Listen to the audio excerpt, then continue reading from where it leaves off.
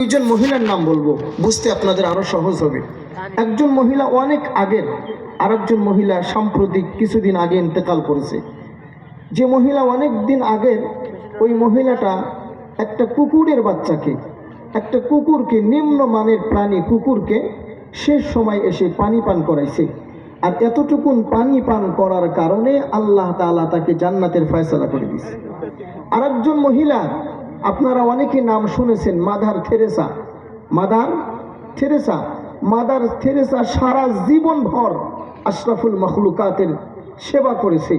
আশরাফুল মখলুকাতের সেবা করতে গিয়ে নিজের জীবনে বিয়েটা পর্যন্ত করে নাই। কেন বিয়ে করে নাই? যে আমি যদি বিয়ে শাদী করি, আমার স্বামী হবে, আমার সংসার হবে, আমার সন্তান হবে, আমি মানুষের সেবা করতে আমার ব্যাহত হবে, এই জন্য বিয়ে পর্যন্ত করে নেই। এই মহিলাটাও মারা গেছে। বলুন তো দেখি, এই মহিলাটা জান্নাতে যাওয়ার কোনো সুযোগ আছে? কেন?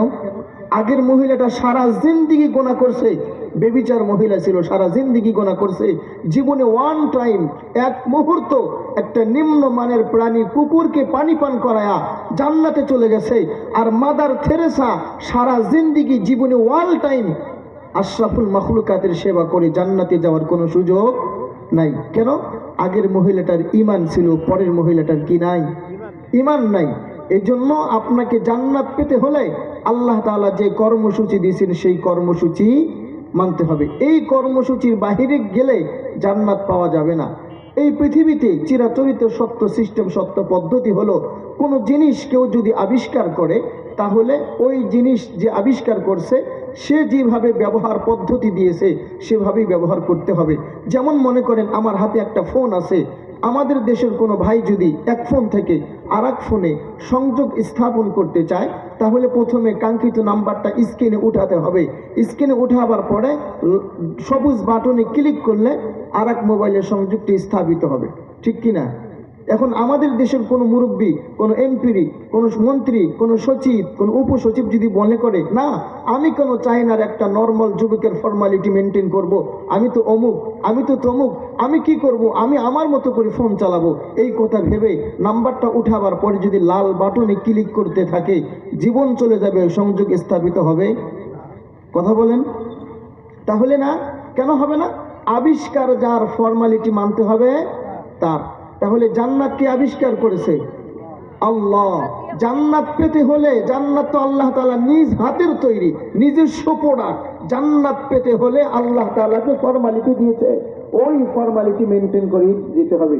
আল্লাহ তাআলা দুইটা ফর্মালিটি ঘোষণা করেছেন। এক নম্বর, ইন্নাল্লাযীনা আমানু, যারা আমার দলের অন্তর্ভুক্ত হবে। আমার দলের অন্তর্ভুক্ত কারা? যে যারা ঈমানদার মুসলমান, পৃথিবীর যে দল করুক না কেন, আমার দলের যারা ঈমান এনেছে তারাই আমার দলের অন্তর্ভুক্ত। ওয়া আমিলুস সালিহাত, দুই নাম্বার লাগবে কি? নেক আমল। এটা বোঝার জন্য আমরা তো জানি কিয়ামতের মাঠে সবার আগে হিসাব কিসের হবে? নামাজের। এটা জানি না? আউয়ালু মা ইউহাসাবু বিহিল আবদু ইয়াউমাল কিয়ামাতিস সালাহ। নামাজের আগে হিসাব, এটা জানি না? নামাজের হিসাব হবে কিয়ামতের মাঠে। নামাজের হিসাব কোথায়? কিয়ামতের মাঠে। কিন্তু কিয়ামতের মাঠ আগে নাকি কবর জগৎ আগে? কিয়ামতের মাঠ আগে নাকি কবর জগৎ আগে? কবর জগতে হিসাব হবে ঈমানের। কিয়ামতের মাঠে হিসাব হবে নামাজের, আর কবর জগতে হিসাব হবে ঈমানের। মার রব্বুকা ওয়া মা দীনুকা মান হাযার রাজুল আল্লাযী বুইসা ফীকুম, তুমি কে, তোমার রব কে, তোমার ধর্ম কি, এই ব্যক্তি কে? এটা কি ঈমান নাকি নামাজ? এটা ঈমান নাকি নামাজ? ঈমান। তাহলে মরার পরে সবার আগে হিসাব কিসের? এই জিনিসটা একটু সহজে বললে একটু বুঝবেন। আমাদের দেশে এক একজন ব্যক্তির এক এক রকম পরিচয় থাকে। কারো রাজনৈতিক পরিচয় থাকে, কারো ফ্যামিলিগত পরিচয় থাকে, কারো বংশীয় পরিচয় থাকে, কারো প্রাতিষ্ঠানিক পরিচয় থাকে। কিন্তু একজন ব্যক্তি যত দূরে যায় তার পরিচয়টা তত বড় হয়। যেমন আপনাদের এলাকার একজন ব্যক্তি আর এক এলাকায় গেছে, ওই এলাকায় যাওয়ার পরে তাকে একজন মুরব্বী জিজ্ঞাসা করলো, ওই বাবু তোমার বাসা কোথায়? কেন, আমাকে চেনেন না? আমি তো অমুক এলাকার অমুকের ছেলে। ও, তোমাকে চিনেছি, অমুকের ছেলে? জি অমুকের ছেলে। এই ছেলেটা যখন গ্রাম চেঞ্জ করে, কয়েকটা গ্রাম চেঞ্জ করে আর এক গ্রামে চলে যায়, তখন কি বাবার নাম বললে চলে নাকি গ্রামের নাম বলতে হয়? গ্রামের নাম বলতে হয়। কয়েকটা গ্রাম চেঞ্জ করলে গ্রামের নামও চলে না, ইউনিয়নের নাম বলতে হয়। এই ছেলেটাই যখন বিভাগ চেঞ্জ করে ফেলবে, বিভাগ, যদি বাসা কোথায়, আমার বাসা লালমনিরহাট বলবে নাকি রংপুর বিভাগ, রংপুর বিভাগ, এই ছেলেটাই যখন আবার কান্ট্রি চেঞ্জ করে ফেলবে, কান্ট্রি, দেশ, তখন যদি ওই দেশে কেউ জিজ্ঞাসা করে বাবু তোমার বাসা কোথায়, কি বলতে হবে? বাংলাদেশ। তাহলে মানুষ যত জোরে যায়, যত দূরে যায়, তার পরিচয়ের মধ্যে তত ভিন্নতা ঘটে। বলুন তো দেখি, এক দেশ থেকে আরেক দেশের মধ্যে গেলে যদি এত পরিচয় ভিন্ন হয়ে যায়, তাহলে এই জগৎ থেকে আরেক জগতে কেউ যদি যায়, তাকে পরিচয় ভিন্ন হবে না? হবে কি হবে না? এই জন্য আল্লাহ তাআলা বলেছেন, কবরে ঢোকার সাথে সাথে আপনাকে পোস্ট করা হবে, জিজ্ঞাসা করা হবে। কখন জিজ্ঞাসা করা হবে?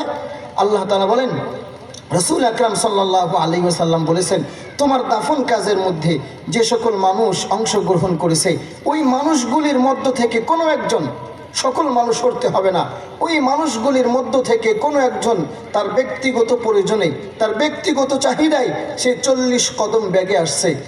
এখনো আপনার আত্মীয় স্বজন, বন্ধু বান্ধব, আত্মীয় স্বজন সকলেই এখন আপনার কবরটা ঠিকঠাক করে দিচ্ছে।